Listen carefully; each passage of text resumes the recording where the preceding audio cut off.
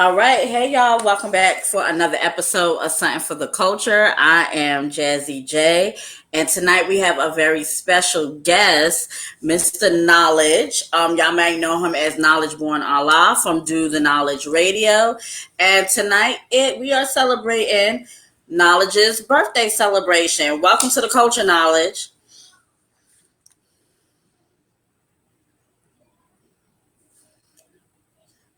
Can you hear me?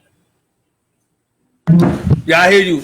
I'm Okay. honored to be a guest here on Something for the Culture. Okay, I've been here a couple of times as Sis Jazzy J wingman doing some interviews and stuff like that. You see what I'm saying? So I'm glad that she took time out of her busy schedule. You know what I'm saying to give me an opportunity on the platform. Make sure y'all subscribe. Make sure y'all support. Get this merchandise. Let's get our sister. Let's put our arms around our sister and show her the love that she needs. You see what I'm saying? It's rough enough out here with all of this opposition going on. A place that's where black media is, where black people are celebrated, and the culture is protected and preserved. We got to support that. You know what I'm saying? So that's kind of like my ultimate opening statement over here, okay? Because I'm getting jiggy today. I'm feeling jiggy. If you really dig me and you think I'm jiggy, come on, shorty. I'm telling you, I'm out here. So look, You know what I'm saying? Shout out to JD Kid.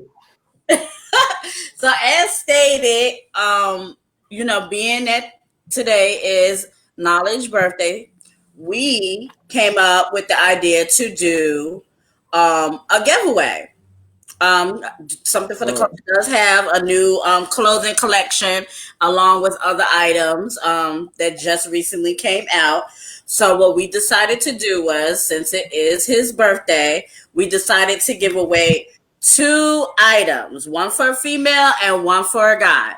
So the thing about the giveaway is, if you can see at the bottom of the screen, the giveaway question is as follows. Which rapper judged the DJ battle in the 1992 film Juice? If you can drop your answer in the comments to answer that question for the giveaway, we will send you out. Let me go ahead and show you guys. And it has to be one female gets it right and one male gets it right. This is the male shirt. All right. That shit look velvet. And then this is for the female that gets the question right for the giveaway. You get the Sippin' Tea Culture mug. So, and I just want to give a shout out to Gerald Jordan for his artwork on the show as well as the product. So shout out to him over in the Netherlands. All right. So let's get ahead and kick this conversation off, bro. It's a lot going on. It's a lot going on right now. Let's start off with this George Floyd situation. Let's just jump right into that. Let me get your thoughts first on the actual incident that took place.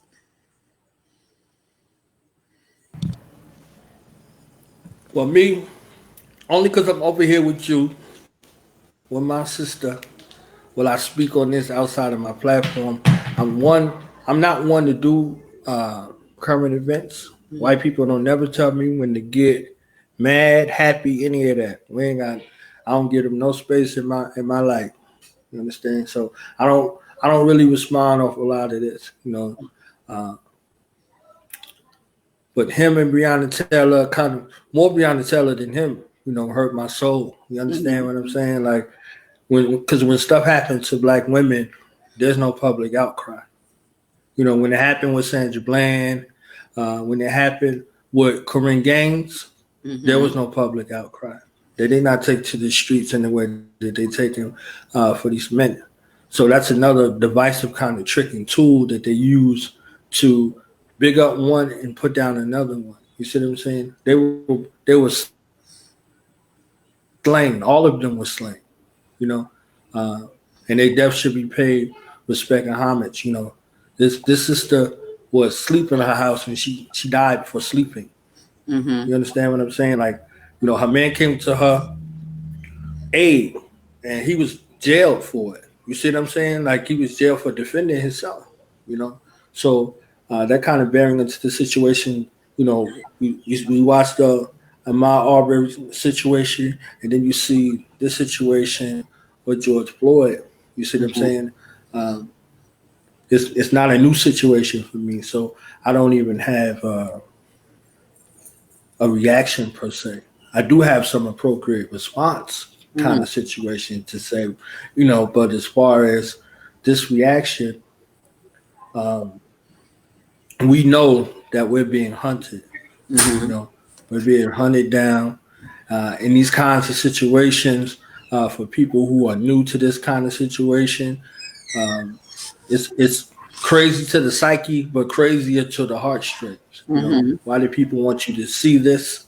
Why did they want you to see someone's life expire? Oh, View, okay. what was the point for it? So Mm-hmm. while we're talking about Eric Garner, a lot of these instances, they're names that are, burned into our psyche. Whether we're talking about Freddie Gray, you know, all of these things have become a part of our culture now. We know we on something for the culture. So, black elimination, public executions have become part of the things we have been desensitized to. You know, some want to watch a video, some want to show a video. People keep showing, black death and devastation. You know, on the other end, we have children graduated. They didn't have a graduation this year. So our focus had been taken away from, life giving, life affirming properties and straight into the depths of despair with enough despair going on right now. You see what I'm saying? So, this was bugged out. You see what I'm saying? So that whole Hold on, situation bro. for Hold me on. Hold on. was I hate to cut you off, but we got a first winner for the giveaway okay. for the sipping tea mug. And Somebody Google. Okay. all Shout right, out shout let me out to go ahead and pull Google. her up. Congratulations, Bobby Rivers. That is the correct answer. You do win the Correct. sipping Correct. something for the culture mug. All right. If what I'm gonna do is I'm gonna get with you after the show, and we can get your information so we can have that shipped out to you. Okay. All right. So go ahead, bro. You wanna finish your statement? Oh yeah, I mean it's cool. I think we've become very accustomed and desensitized to black devastation. Black female and black male devastation. I think more so what black female devastation because when these types of situations arise, there was a lot of people looking for justification.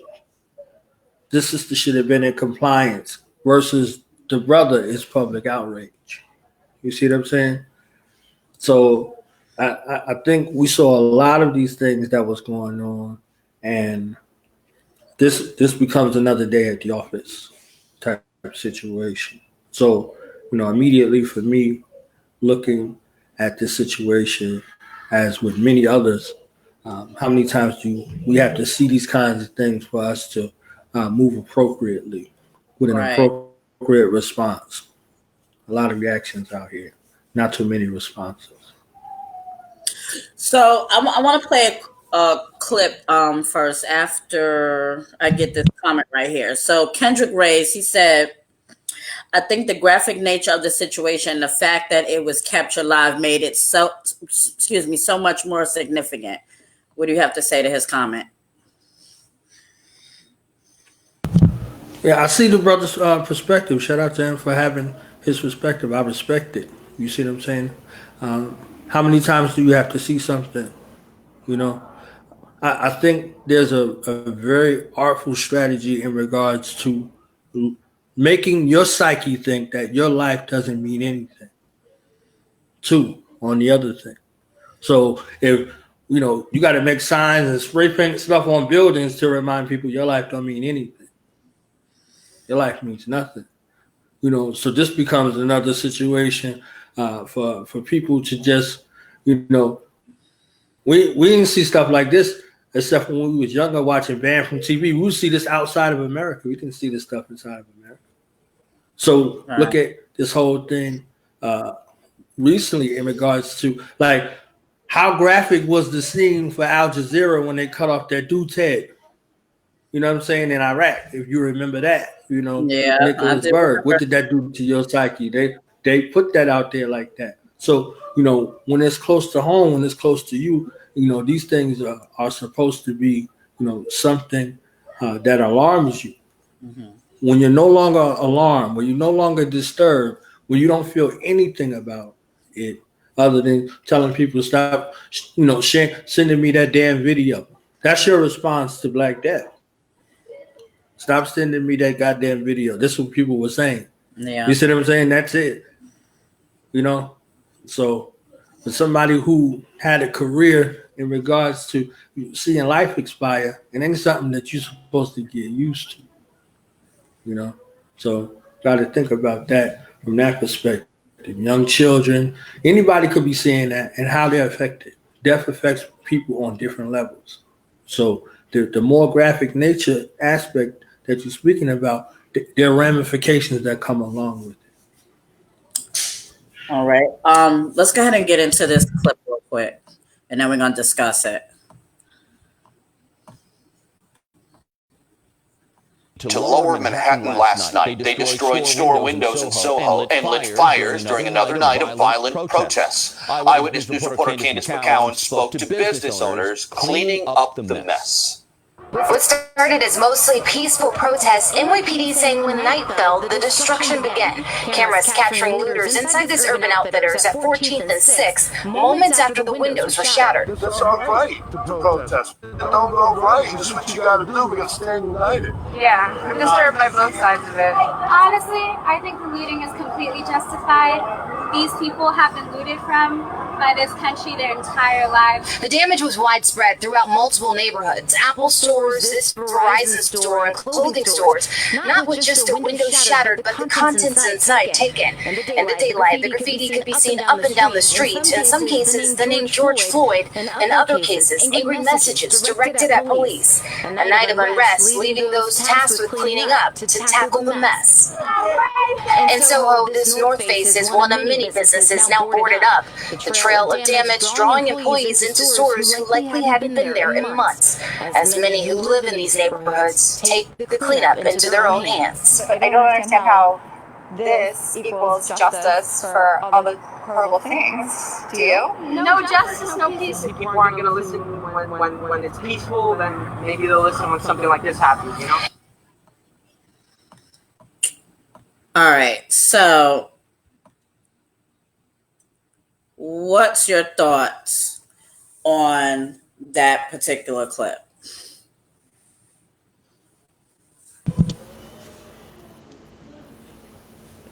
How many black people you see?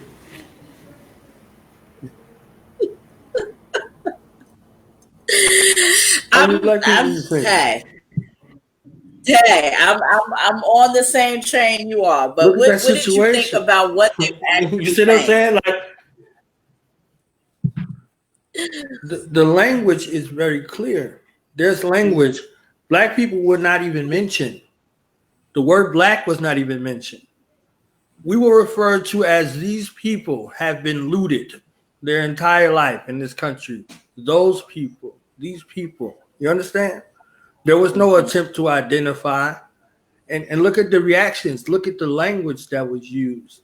Mostly peaceful protests. There's all kind of language throughout the whole broadcast that you can hone in on to show that some kind of fixer was in. You seen that pile of bricks that they just perused by real quick on the camera? What is that doing? You understand what I'm saying? So you're talking about a business district where black people may have shopped, a few of them. Oh, we got somebody else right here. Who is that?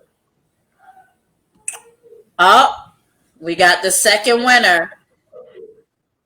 Shout out to Chantel Kelly. Queen Latifah was the correct answer. All right. And Chantel, I'm going to get with you after the show to get your information. What you have won is the Culture King shirt. All right. I'm not sure if you got a husband or a boyfriend or whatever, but this is what you have won for Knowledge's birthday giveaway. So I'm going to get with you and we'll get your information and get that shipped out to you, honey. All right, go ahead, Warren. What you were saying. So yeah, the language was very clear. You see what I'm saying? Mm-hmm. You're talking about a section in New York where black people don't even frequent. They may travel through that area, but they don't shop there. You see what I'm saying? You got to look at this perspective right there from that right there. We had nothing to do with what was going on there. You see what I'm saying? We had nothing to do with what was going on there. This was some in-house shit that they had to where these businesses could benefit from what's been going on. You know, a lot of businesses took a lot of losses during this COVID-19 situation. So what better way to recoup, you know, because people in business, they steal, aka they misappropriate funds. So this is a good time to put all of the losses together with this. You see what I'm saying? So you say, oh, I lost this much in inventory, is this much in property damage. Everything that you stole already or embezzled, if that's a word. I don't want to use steal, I guess. You know, you can write it all up together. So you double dip off insurance. Let me just finish this last little point. You double dip off insurance and the stock options when your stock bottoms out. If you got stock options in business. And if they're in that end, they have stock options. So they won on the stock options. They might have took hits on the business. They were stealing. They funneled some money out. And these places were identified and targeted, and they paid folks to do it. Ain't no different than they used to have a joint back in the day. You couldn't pay no more. What they said in Goodfellas, you light a match, you blow the joint. You see what I'm saying? Right. So, you know what I'm saying? You cats used to pay you for insurance jobs for cars and all kind of shit. You see what I'm saying? So this is big business. You know? So this is their way to recoup. My bad. Oh, you're fine. So what about the ones that are actually not roped into the whole business, backdoor business part of this whole rioting? The ones that are actually out there or feel like they're out there for the cause, that are actually looting and destroying property. Do you think they are justified in looting and destruction of property? Yep. 100%. 100%. Black people were stolen. For those who identify, black people were stolen from a place. They were kidnapped and brought here and sold here. They were property. We are property according to law. And they're destroying property the same way you would destroy a chair in their mind. We are hunted down, we are targeted, and we are eliminated. This is Judge Dredd. They're killing you on the side of the road. You understand what I'm saying? So whatever level of frustration exists in the mind of young people, old people, whatever, we have a history of this in this country. This is not a new situation. You can look at the Rodney King case. You can look at the Watts riots, the LA riots. You can go all the way back through the annals of time from when we were brought here in bond service. We burned plantations to the ground. So we're today. This is June 2nd. 99 years ago, Black Wall Street was firebombed. What was their crime? What did they do with Black Wall Street? You understand what I'm saying? So from May 31st to 2nd, 99 years ago, this is what our ancestors received from the government and white militia. The move bombing happened in Philly. What were they doing in Philly 40 years ago that deserved for them to be firebombed from the sky? You see what I'm saying? So America's Right. response to us organizing, us coming together, has to been to kill us. They have assassinated people that was in spaces of leadership in organizations. They have killed their families and all of that. So a small response to all of this tyranny and oppression, to all of this videos that we're seeing going viral of graphic nature, back to the brother's comment, it elicits a response in you. De La Rue went into a church and killed 9 people in the church in Charleston. And then they For no burned down reason. 7 or 8 churches for no reason. You understand what I'm saying? So when you come to the point when you had enough, this is ancestrally locked in your DNA, you will rebel. You see what I'm saying? If you getting picked on by a bully, you tie the bully, you grab a brick and smack that bully upside the head, you cannot be wrong. You cannot be wrong. There's no way you could be wrong. You were being bullied. You were being targeted. You were being hunted. Tamir Rice was playing with a toy gun. The police killed him before the vehicle stopped. No Yeah. regard for black life. You see what I'm saying? No regard for black life. So in response to this, folks start hitting you where it hurt. They don't own anything. You can't own anything in this country. You were born here. We're owned. Our ancestors were owned. So in response to whatever this is, it's something like folks have never seen before. You seen that situation with Freddie Gray? They was pulling police out of their police cars. Mm-hmm. The youth, the ones that we saying misguided and lost. Mm-hmm. Have a conversation with them now. Talk to them now. See where they were at. We were places where we saw this go from peaceful to destructive on purpose. We saw it. We saw it. We saw the stages being set. They got theme music to this stuff now. Lil Boosie. They got theme music for this kind of stuff. You see what I'm saying? Mm-hmm. And if you're talking about what's happening with black youth versus what white people do all the time, we won a soccer game, let's riot. We lost a soccer game, let's riot. We won a football game, let's riot. We lost a football game, let's riot. Oh, we have too much to drink, let's destroy the college campus. What are you talking about? This is normal behavior for them. We had to come to enough point to even do anything. Come on, you go to one of them rock and roll concerts or one of them hockey games and see how these people get down normal, regular. A situation, that one of their children lose one of them sporting event games, they out there brawling. So because these things are not in the public eye. No, I was going to ask you. So, what do you have to say about? Because there's a lot of people in our own community, and when I mean community, our community, meaning African Americans, feeling that they should not be destructing or tearing down anything. Like they're like, what does this have to do with the whole concept of the protesting? What does this have to do with Mr. Floyd? Like, what do you say to those people? What did it have to do with Dr. Martin Luther King? What did it have to do with Malcolm X? Cats went to the streets.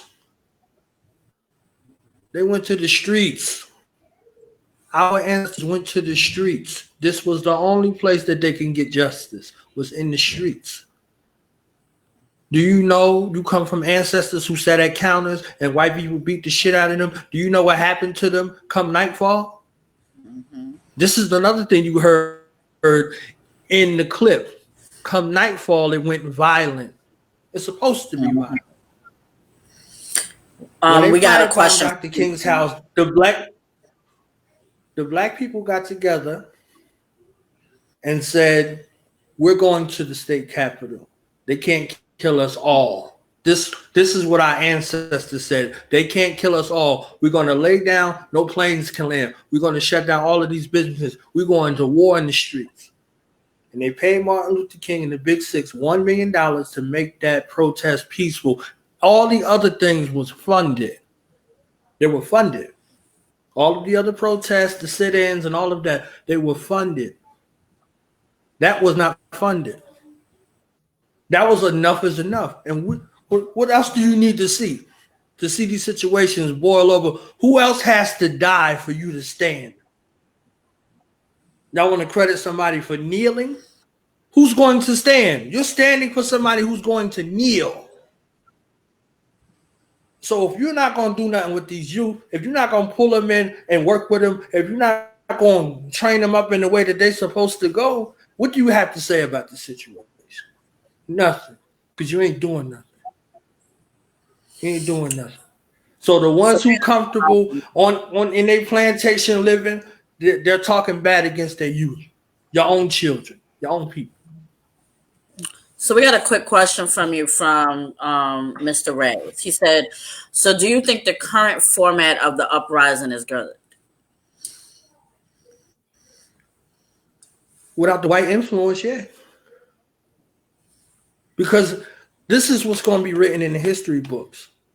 No black people are going to be mentioned. All of these white groups and white funded organizations are going to be mentioned during this time, because if we don't support stations like this where the truth comes out, it's going to be, oh, what you telling me white people is bad for, or these my enemies? They were standing between the police and us. You understand? So this, again, is going to the psyche. You out here protesting with the same people that was responsible for this man's death. You out here protesting. You marching with them. You know what I'm saying? Like that shit. That like the stuff is bugged. Let me. Well, okay. Well, now it's bugged out. Part, hold on, because I want to comment on that particular comment. So, do you think there's an issue with our community protesting with white people during this time, or rather, do you think is there an issue with them protesting with us? Hell yeah. Hell yeah. A lot of those people are paid. This we know. A lot of these people are paid, and other people who ain't paid, they looking for something to do. So this is what they do normal. This is their normal operating behavior. This is what they do. So it don't got nothing to do with us. It got everything to do with them. Why would you be somewhere with what is the police gonna do with you if the police is the reason why you there? What is these white people gonna do if white people is the reason why we here? You see what I'm saying? So this outcry is from us. It's birthed from us. What does anybody else got to do with it? Well, I mean, in this particular moment, in this particular generation and era, there are a lot of mixed children. And I mean, I hate to say it, but there's a lot of white women, or I'll say more white women than white men. White women that have birthed children with some of these black men, and now their children are black or mixed or whatever you want to call it. So they feel like they need to be a part of this because of their children. Who are we to tell them that they can't march for the better of their children?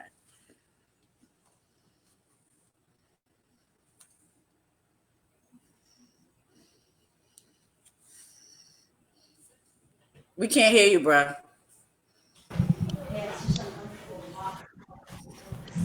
Yeah. Okay, now we can.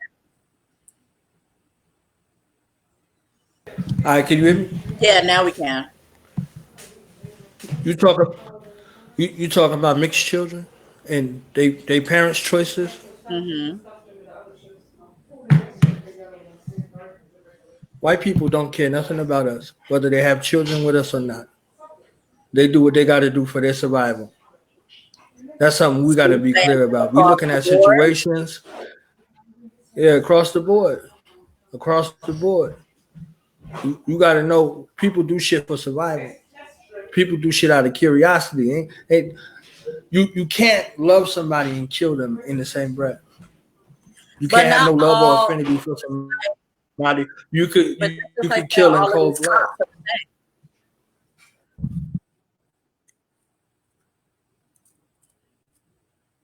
You know what I'm saying? We can't say like all I hear what cops you said. are. I was saying, well, that's just like saying like all of these cops out here are the same. There's black cops, there's white cops, there's Mexican cops, it's a variety of people. We can't say that all of these people are the same. That's putting them in a stereotype. That's just like them putting us in a whole bucket, saying that all black people are nothing but ignorant, stupid, or violent. Like that's not. I don't believe that's fair to say. That's just my opinion. They do it. They do it. They do it every single day. They do it every single day. They saw Tamir Rice playing with a toy gun and they killed him. They saw him playing with a child. They saw a child. They didn't see a child. They saw a threat and they eliminated the threat. You can't be in these professions and have no conscience. They come from a place in training of shoot first, ask questions later for everything else. You can't shoot at black silhouettes and don't see black people as a target. Psychologically, it happens. This is how they're able to talk to white people with guns in their hands and take them away peacefully. This is how white children can shoot up schools and go to prison without incident. This is how Delaroux could shoot up that same place that I'm talking about. He get a fucking meal before he go to jail. How that works psychologically. Okay. Hold on, we got a comment. Mr. Reyes says, I have had great experience. And this is their response, psychological. Only no excuse. He said, well, I've had great experience interacting with white folks, and they seem to be more helpful than our own people. They sure did help out George Floyd, didn't they? They sure did. They helped him out. That white cop that snatched Sandra Bland out of her vehicle and killed her on the side of the road and making it look like she was still alive, he helped her out. Yeah, I mean, I get what you're saying, bro. They helped out Laquan McDonald. They helped out Laquan McDonald. They helped out Eric Garner. They sure did. They helped him right the fuck out. You gotta understand where you at and what's going on. Your personal relationships do not trump the experiences of black people in this country. No, your personal interactions have no bearing in the totality of the brutality, death, and devastation black people have suffered in this country by the hands of white people. Now, I understand your point and I understand his point, but my thing is, I personally am not going to sit there and say that all white people are like that, because that's just simply not true. Now, are there a majority of white people out there that are racist and killing us? Indeed, yes. But there's also our motherfucking people that's out here killing our own damn people. There's a lot of us that still, we go in our hoods every day, robbing each other, selling drugs to each other, killing each other, all types of beating up each other over a damn man or a girl or whatever stupid bullshit. But we don't really speak on that. We keep quiet, but all of that is okay.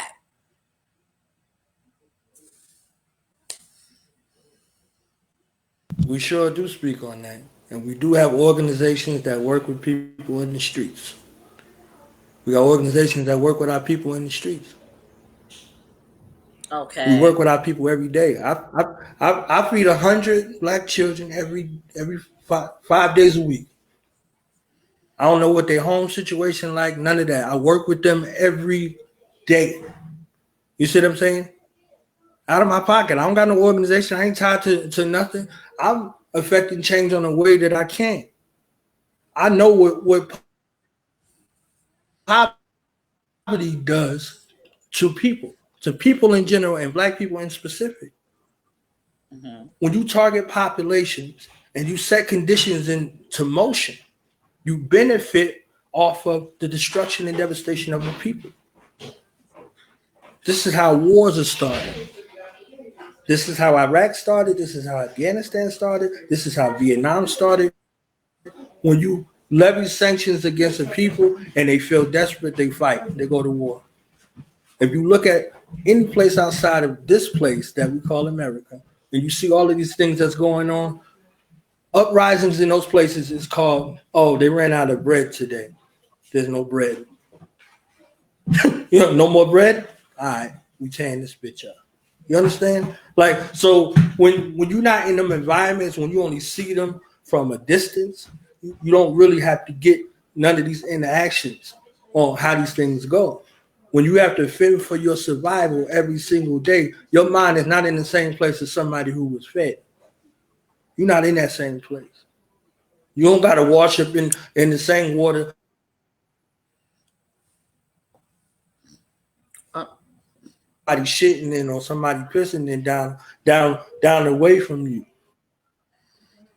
You ain't got to do nothing. I've been in them environments. I've been in those places. I see how the people is treated. All right. Mr. Reyes, he said, yes, true, but you must understand those environments.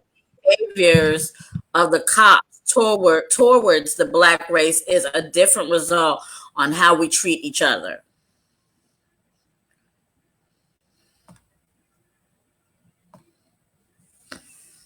What'd you have to say to that? Is that a question? No, that was a comment. Is that a question? It's a comment. He was commenting back to what you originally stated. That the behaviors of the cops towards the black race is a different result? Is it different, or was he trying to say direct on how we treat each other? Direct. He meant direct, not different. Okay. A direct result on how we treat each other. So we treat each other bad, that gives other people license to do the same thing? Is that what that is? Is that his statement? I'm guessing. So if we treated each other better as a people, nobody else could do anything to us? Is that I'm trying to figure out where you're coming from. Mr. Reyes, if you can clarify what your comment means so he can respond properly back to it. In the meantime, okay, so let's just I'm just gonna say it plain out. I'm not with the not allowing white people or whoever wants to protest. First of all, that is their right to do so. Who the hell are we to tell them that they can't protest? Now, I'm not saying a few of them out there are not planted. I'm not saying that. There are some out there that's planted to make it seem as if we are damaging a lot of this stuff when it's really them. I mean, there's some out there the white radicals that's out there pretending, but meantime they're doing a whole lot of other shit to black people. This is my thing. At this very moment, our races are so mixed up. Why can't those people march with us? For what? If that's what they believe in for their children, they want better for their children, maybe they actually are scared. Who the hell are we to tell them that they can't be afraid for their child, their mixed child, or whatever the case may be?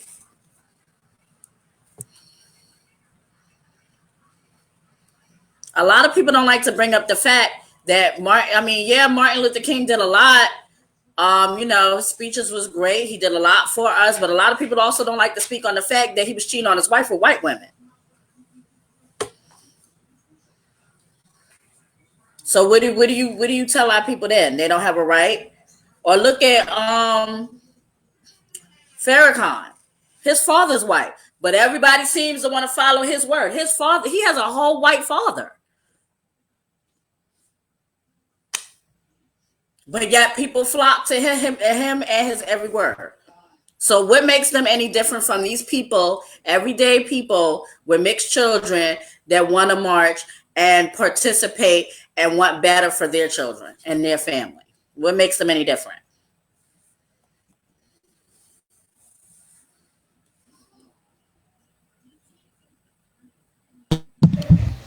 Everybody got their perspective. That's your perspective. I respect it. No, I'm asking you, like, what makes, that was my question to you. What makes them any different than them? Martin Luther King was like 39 when he died. Okay. He didn't even get a chance to live. You know, like people do shit when they're young. You see what I'm saying? Like he was young with a bunch of children. Malcolm had 6 children before he was assassinated. Martin Luther King learned a couple of weeks before he died what he was doing was wrong. The people he thought he trusted, the people who groomed him and brought him in organizations and all of that, he didn't just come out of nowhere. They groomed him up from a child, from a teenager. He followed in his father's footsteps. His father did the same kind of shit. He was around them people his whole life. They groomed him. They put him in organizations. They put him in leadership. They thrusted him in front of us, and they gave him a bunch of money. He ain't no different than the athlete that was out here. You see what I'm saying? You give an athlete a bunch of money and no education, what are you going to do? He's going to squander it. He figured out that he was in an organization that was doing wrong to our people. He said out his mouth, I fear that I integrated my people into a burning house. This was not too long before he was assassinated. He spoke against the Vietnam War. He realized he was on the wrong side of what he was trying to accomplish. And he had people that was next to him that wanted him dead. If you listen or read that last speech, Been to the Mountaintop, he identified the 2 people that was there to set him up. Those are the people who called him out on the balcony to his death. You see what I'm saying? So, you know, in that case, and then how you start is how you finish. I'm not excusing anything that he did, or Farrakhan or whomever. You understand what I'm saying? If you do dirt, you get dirt. I done wrong. I ain't perfect. You understand what I'm saying? And for anybody that's out here that's doing wrong, especially to our people, they're supposed to be dealt with. You see what I'm saying? We got child molesters, we got rapists, we got all kind of people amongst us that we need to clean up. I understand that. And there are people out that are doing things like that. So in-house need to be cleaned up. That don't excuse our house. We have suffered and died and suffered and died. And children have come out of this experience fatherless, motherless, brotherless, sisterless. You understand what I'm saying? Unarmed, no threat, handcuffed. You understand what I'm saying? All these types of situations. This is where the focus needs to stay on this problem. And then we could go to all of these other problems. This is a problem. This is an issue. You see what I'm saying? So if this is an issue, like even in regards to their deaths, I just said that there's a grave difference of the outrage when it's somebody that's a black man versus somebody that's a black woman. That's an issue. I ain't go away from that. I look right at that. You understand what I'm saying? I can in good conscience see Breonna Taylor and don't see Emmett Till's mother. You understand what I'm saying? So, well, I mean, if we want to say that, we need to go back to a little more deeper than that. And until a lot of y'all black men start respecting y'all sisters. I agree. We are the most disrespected on this earth. Period. Like we are treated as if we are below dirt. Okay. And that's by every race. And then what makes it even worse, our own men don't even stand up for us. But as soon as y'all get into anything, matter of fact, I'll do even one better. Let's take this whole protesting situation. There's more women on the front lines than it is these men.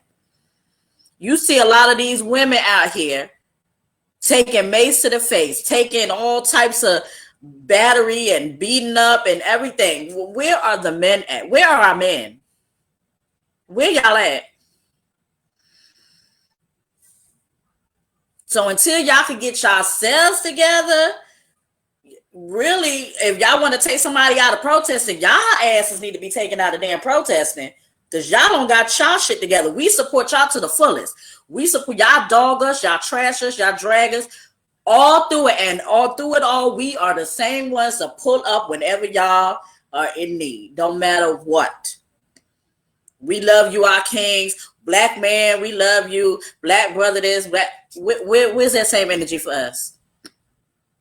Where? It's not non-existent. And you definitely correct that some work need to be done. Some definite work need to be done. I understand that wholeheartedly.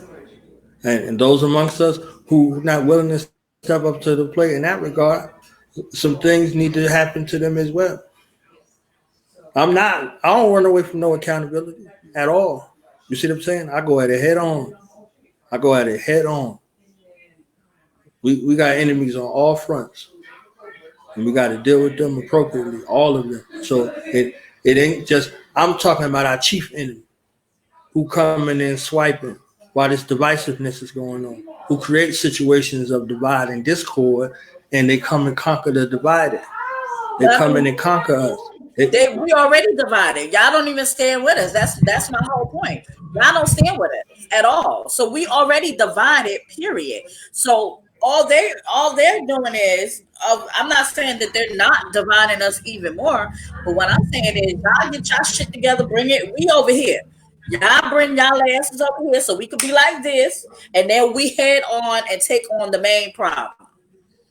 But as long as we over here and y'all asses over here, guess what? The enemy gonna keep coming around and going around. He gonna make a whole figure 8 all through our ass.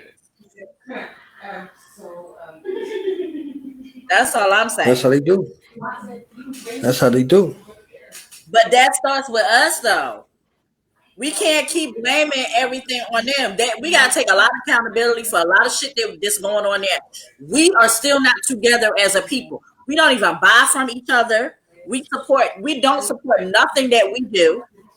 Okay. But y'all quick to give y'all dollar to the white man, Indian man, damn hell, Pakistani man, the red man, blue man, green man, everybody except the black man. Y'all won't buy from y'all. I don't know if y'all scared or I don't know what it is. We are the most non-supportive people. We are not unified as we should be. And this is nothing. I'm not going to say that the races are better than ours. I'm just pointing out the flaws that we need to fix. Do you see how white people are? Let you go up in. Let's just say you take your black self up in a country bar. You start messing with one of them. Everybody in that bar gonna get y'all ass. Let somebody get the same bar now. It's filled with black people. White man coming in messing with us. You might get 2 or 3 to help. Everybody else gonna turn their goddamn back, pull out a phone, World Star, or whatever the case may be. Bang, nobody gonna really help. Why is that?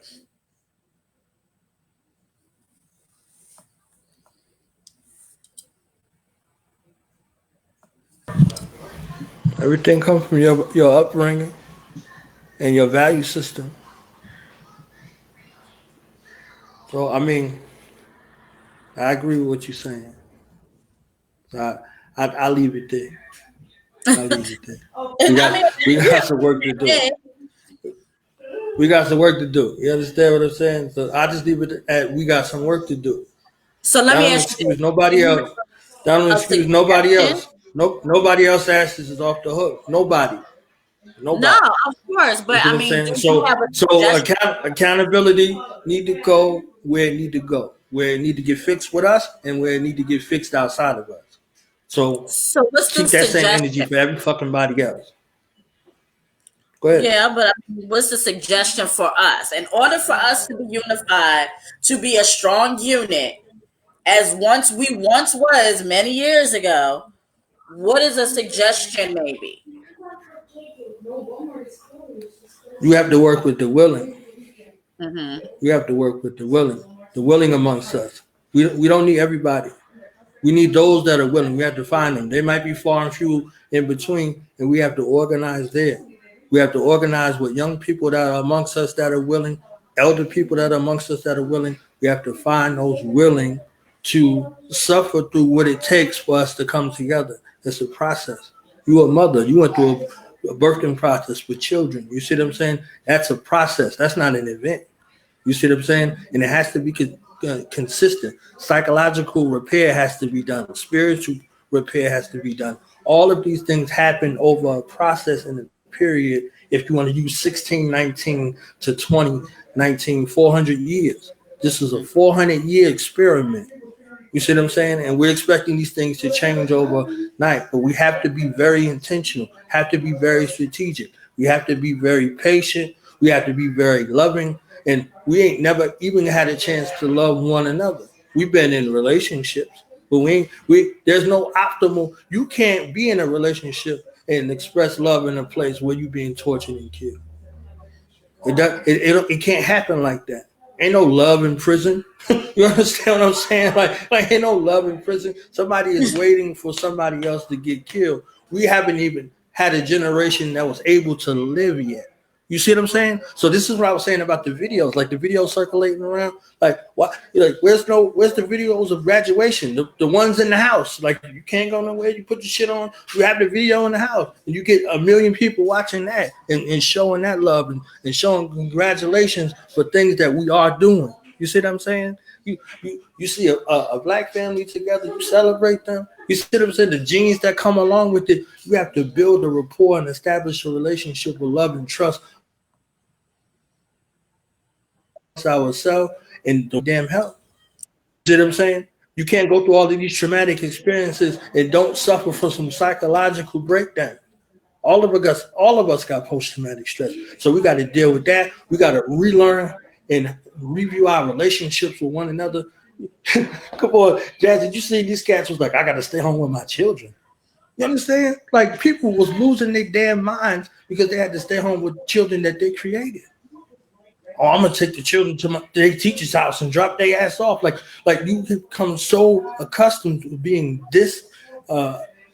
associated and detached from your own natural way of being that you despise and reject your own family. And if you do that with your own family, don't nobody else stand a fucking chance. They don't stand a chance. Not to cut you off, Knowledge. I just want to get this comment real quick. From Vonnie Vincent. She said, for starters, us African Americans need to exercise our right to vote that our ancestors fought so hard for. I totally agree with her on that major point because, and to piggyback off of her, yeah, we out here protesting and yeah, we out here destroying stuff or blowing stuff up or whatever y'all want to say, call it. But are we going to have this same energy when we need it? And I'm not just talking about the presidential race. There's there's layers to this whole thing. Are we going to keep this same energy? And Knowledge, what is your thought about what she just said?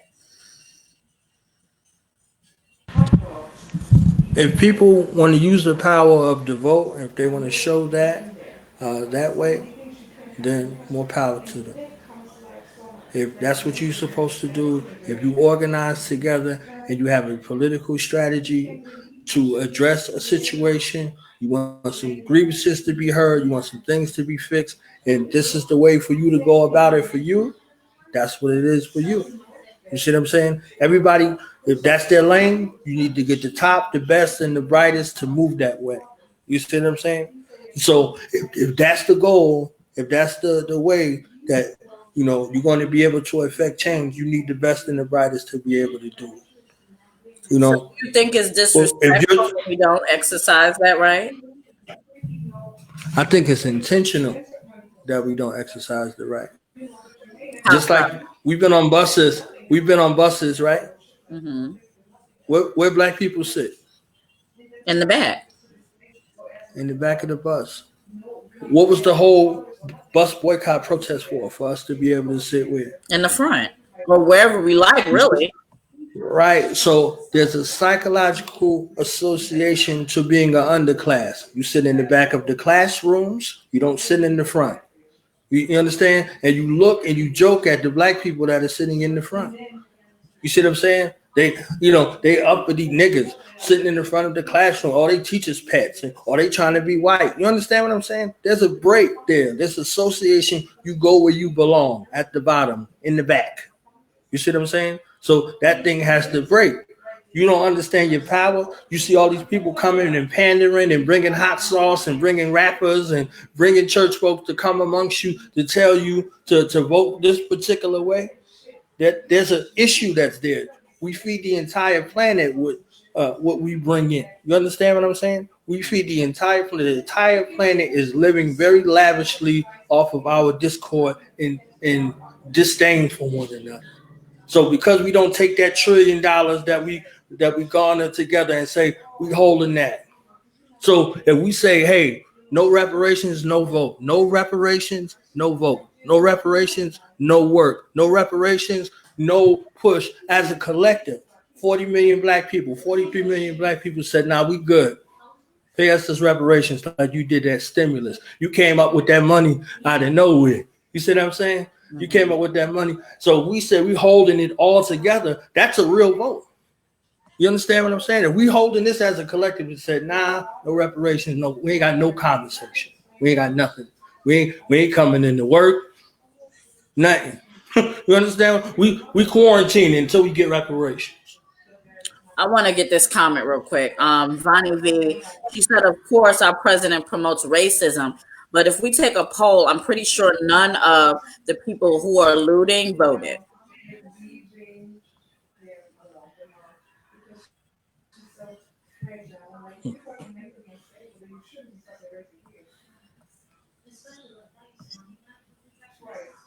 And if they voted, who they vote for?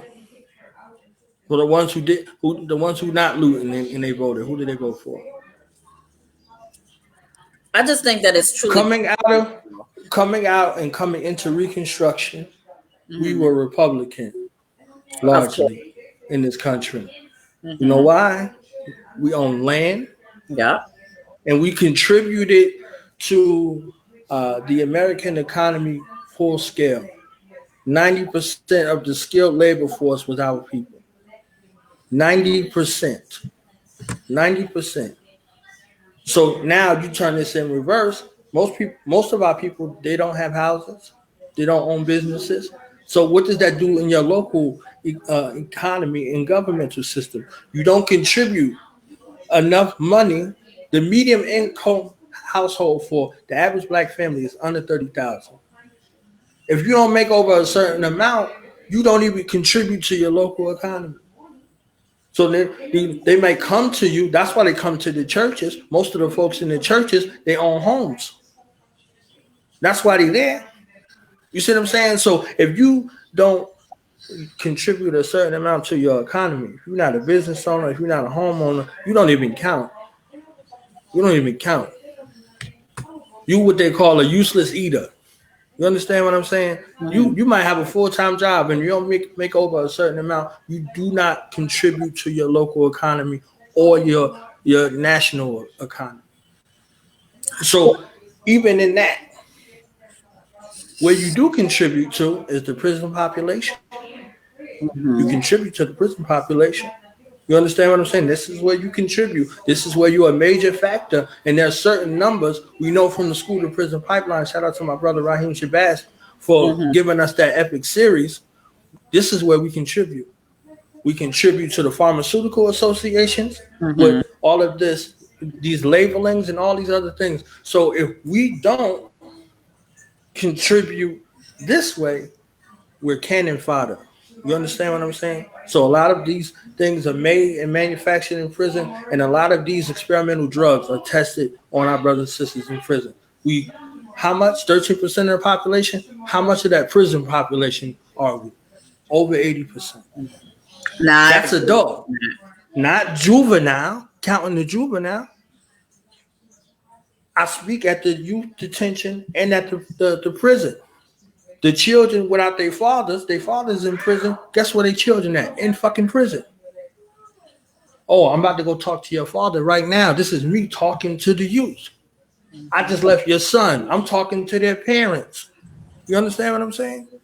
So what are you contributing to? The crime rate, the private prisons, and the whole entire economy. You work and make things and create things in prison in places where you cannot get a job at in regular life, whether you got a record or not. 13 cents a day. You see what I'm saying? So you become a career criminal. Recidivism. You see what I'm saying? Recidivism. This is how you contribute in this world, in this lane of recidivism. They don't make money off you. You go to a car lot the first time, they make money off you for the rest of your life. They want your children's children coming to that car lot, just like they want your children's children coming to that prison. That's how you contribute into the economy. Being a prisoner, being a slave, being a bondservant. So that's your process. So then, based off what you're saying, then voting doesn't matter. Based on what you're saying, if it's true, as I said from the beginning of that part, if it's strategic, if Sean want to be in politics, we grooming Sean for politics. You understand what I'm saying? Mm-hmm. We sending Sean to law school. You know, we connecting him up with lobbyist groups. He doing internships. We are hooking Sean up on his path to success. So when we know and we get out in them streets and saying we voting for Sean, Sean already know the agenda. Sean already know the issues. Sean know how he going to affect change. And if somebody trying to run up on Sean, they got hell to pay. You understand? Mm-hmm. So this is where this stuff starts. This starts internally. You know, so during this whole COVID-19 situation with our children at home, if we don't dig into, you know, what this aspect of, if we don't spend this summertime while folks on summer break digging into the minds of our youth and preparing them for what their goals are, everybody going to be a YouTuber. They're going to be whatever they want to be, whatever they see. You understand what I'm saying? Well, so why those are lanes. Use this COVID-19 situation. I mean, this is something we should have been doing. Should have, right? Yeah. But wherever you find that time to, if you have to see it for yourself. You see what I'm saying? There's folks in a bunch of abusive relationships. We got a very abusive relationship with America, a very abusive situation. So we get our ass whooped by America every day, and we come home and take it out on the people that love us. Just like you said earlier. You understand what I'm saying? Hurt people hurt people. So all of the rage and all of the emasculation that happens outside in the white world, it comes back home. Mm-hmm. You see what I'm saying? It comes back home. The most educated person in America is the black woman. They put this in this black man's face. You understand what I'm saying? They put this in this black man's face every single day, and this feeds into his psychology of inferiority. You see what I'm saying?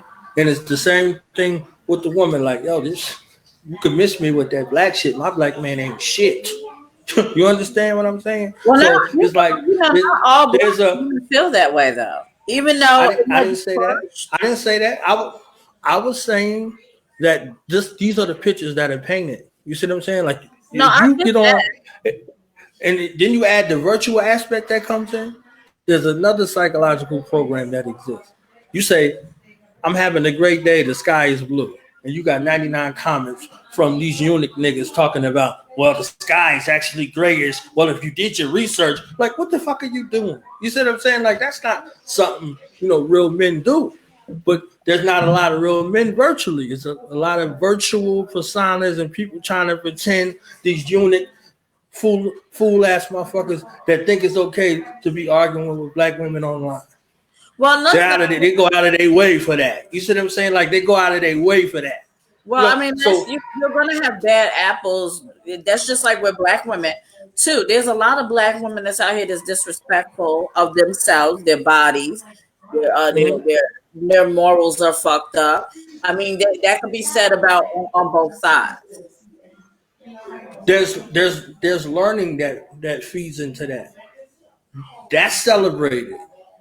You see what I'm saying? That's celebrated. A sister starting a business ain't celebrated. A brother selling a business or starting a business ain't celebrated.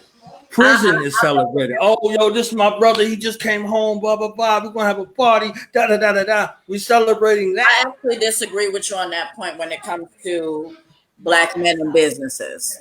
I do. Black men in businesses are more celebrated than a black woman's business. In my experience,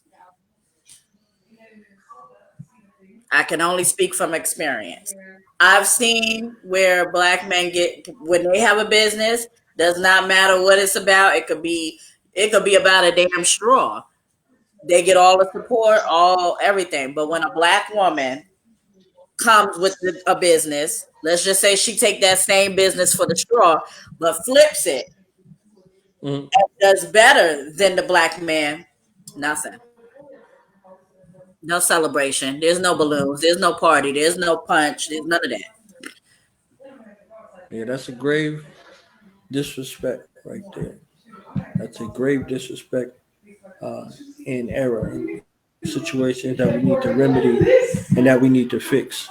Matter of fact, So, I'll do you one better.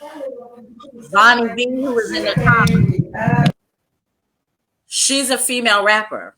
Okay. I have seen her get disrespected by black men now about basically how she's not as better as this male or this and that, or why do you think you got bars, all because she's a female. And see, this is the stuff that black women have to face, whether it's in corporate America or just black owned businesses, period. Why do we not get that same celebration that y'all get? See, this is my point from the original statement that I originally made. And you can't expect everybody else to do right by us until y'all motherfuckers start doing right by us. We gotta start fixing our shit within first. And then outside motherfuckers, we need to gather the fuck up and get them together to do right by us. It starts with us. In this present time, it starts with us. So what is your reply to that? shout out to Bonnie B. You know what I'm saying? That's that Jersey girl. She from Jersey, right? Yes. She owed me an interview. You know what I'm saying? She owed me an interview. Bonnie B. We're gonna link that up You know? after the show for sure. Well, that's all love. You know what I'm saying? I agree with that wholeheartedly, and I've seen it myself. You know what I mean? I've seen it myself. I've seen it with you. You know what I'm saying? Mm-hmm. I seen it with you. I seen it with you. I seen, what certain people get, all of that, you know, it's something deep see that's very strange for me. You see what I'm saying? That's very strange for me. Like I see that comment, she said she was labeled as aggressive. Nia Long was labeled as hard to work with. You understand what I'm saying? Nia Long was labeled as hard to work with, and she had to suffer her whole career for that. You understand what I'm saying? So all of that together, aggressive, right, bitch, right, everything else. Typecast, right? Yeah, because they was expecting something else, and if you don't give them that something else, they looking at you crazy. You see what I'm saying? Like, my sister K Nikki, she a DJ. You see what I'm saying? I was like, yo, how hard was it being a sister DJing in this DJ circuit? You see what I'm saying? At the boys club. You see what I'm saying? These do boys and all this old weird ass shit that goes along with the undertone. A lot of things happen with a lot of these dudes in this industry. We know a lot of stuff happen with these dudes. You see what I'm saying? And it breeds this romance mentality. We don't fuck with that. Like I'm only speaking as a real brother. We don't really fuck with that weird shit like that. You understand what I'm saying? Like, no, that's my dude. Like, what the fuck are you talking about? Like, you understand what that shit sound like? You know what I mean? Like, so this breeds a kind of situation to where you got sisters on the outs. Like, yo, like who the fuck is here for us? I agree. I understand. Right. I see it. Like for me personally, if you said something, I just said this earlier. You know, so I was on with Bernadette and my sister Key Turner. You know, Sean Price's wife. I was on there with my sisters. We got the same one day. I said, if you said something to one of my sisters, my little sister, she just had a baby. I could call her right now on the phone. If somebody ever said something to one of my sisters, I'll beat the shit out of them. I don't care what they said to you. You understand what I'm saying? But people don't come from that kind of culture, that cultural upbringing.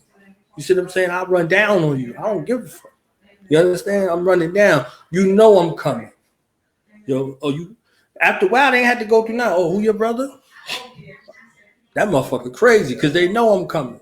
You understand what I'm saying? So if you don't, raise that stuff, don't come from the house. It ain't gonna come from no place else. You see what I'm saying? Unless they go into one of these organizations, they might learn some martial arts or some sports or something like that, whatever the case may be. But if that shit gotta come from your house, you see what I'm saying? And if the person not there to provide that in your house, you already at a grave disadvantage. You see what I'm saying? If your father or your mother was in prison, they waiting for you to come to prison. They know you coming in prison. But you know what's even worse? Like, I'm not just gonna put all the blame on the black men too, because there's a lot of these black women out here that are not doing their job. Matter of fact, there's a lot of black women out here trying to be Cardi B's, Megan Stallions, and all that type of shit. Instead of just being who the fuck you are, whether it's Kiki, Nika, whatever the fuck your name is, just be that. Stop trying to be the Cardi B. Stop trying to be Megan Stallion, the Nicki Minaj.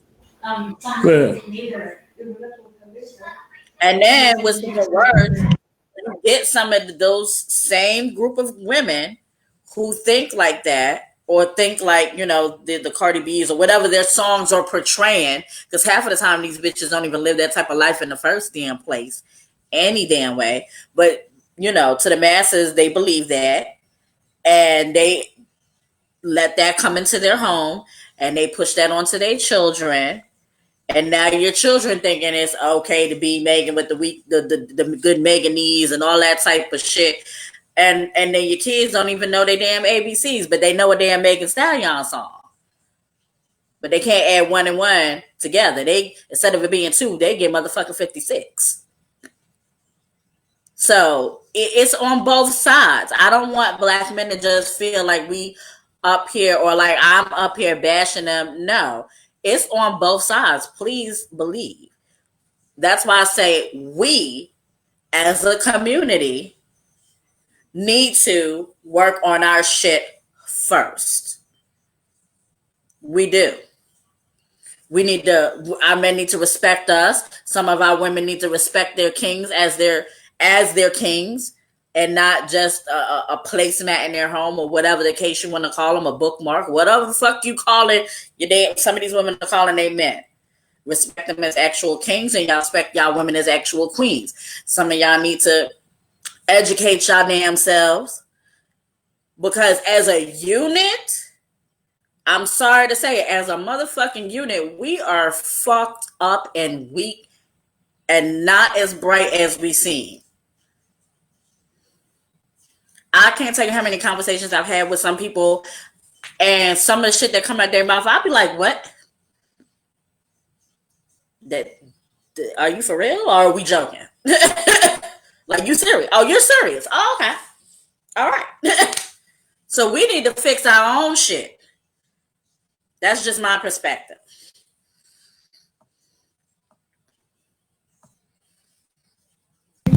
I agree.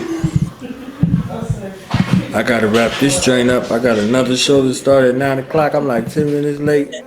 So I gotta make sure everybody coming through here and get busy. So let's go ahead and wrap it up, because also I do want to make sure that y'all people who are watching know, please go over and follow Do the Knowledge Radio. He's not just a good friend of me. I do consider him a very close brother of mine. Like he's a brother from another mother to me. He's been very supportive of me and my whole journey through, we're coming up on 3 years now on Something for the Culture. So been very supportive. Y'all please go follow him on Dual Knowledge Radio. He's always has something going on, talking, giving a lot of knowledge on financial, economics, social, your household. Please go follow this man. I'm gonna give this floor open to him to give out any shout outs or anything he want to speak about before we wrap it up. Yeah, on that knowledge situation, don't come over here tonight looking for no knowledge because we having a party. Okay, I've been good all day. Okay, I've been good all day. These last couple of hours, I'm about to go on some whole other zone. Okay, so I definitely Weak boy. don't need y'all looking for no dollars tonight. Okay, because I'm about to have a party. I'm about to have Henderson. I'm about to have some Tanqueray. I'm about to have some tequila. You understand? All together as one. We about to. Yes. Okay. So, shout out to you. This is not an easy task on what you're doing. Trying to get our people to support themselves, trying to get our people to invest in the need for black media. You see, you got an amazing platform. You see what I'm saying? And you're doing a great thing over here. You're doing a great service.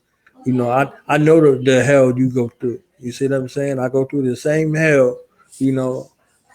You can hear some of my commentary. You see what I'm saying? Yeah. So that's why I kind of keep mine to a minimum. So yeah, I'm about to go to this other joint. Make sure y'all support something for the culture. You see what I'm saying? This is truly something for the culture, and let's continue to move. Let's work and fix our families, fix our loved ones, and let's start moving together in solidarity. Mm-hmm. You know, with ourselves. Just like we need to fix ourselves first, we need to choose ourselves first. You know what I'm saying? So the ones that's out here that's righteous, because there's a lot of bums out here. I can't front and say there ain't a lot of bums out here, a lot of charlatans, a lot of snake oil salesmen, a lot of hope folks, woke folks, whatever the case may be. But when you sift through all of that madness and you find out those reputables, that's who you're supposed to put your arms around and support. You see what I'm saying? And shout out to Ronnie B. She a little delinquent on our interview, but it's all good. We gonna hook that up.